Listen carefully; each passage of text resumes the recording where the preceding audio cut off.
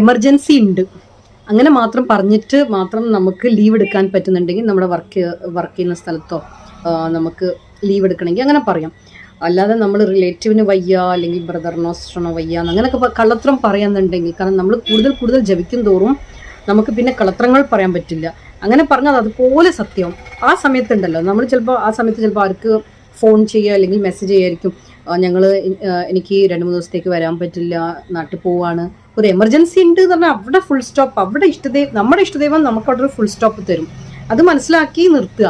അല്ല നമ്മൾ പിന്നെയും കൂടുതൽ പറയാനോ അല്ലെങ്കിൽ മെസ്സേജ് അയക്കാൻ പോയാൽ അവിടെ നമുക്ക് ഓരോ വിഘ്നങ്ങൾ കാണിച്ചു തരും. അത് മനസ്സിലാക്കണം.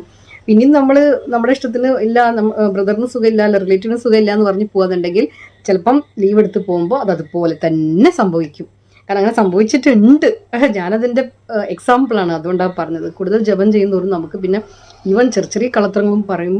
അപ്പം നമ്മൾ വളരെ സൂക്ഷിക്കും.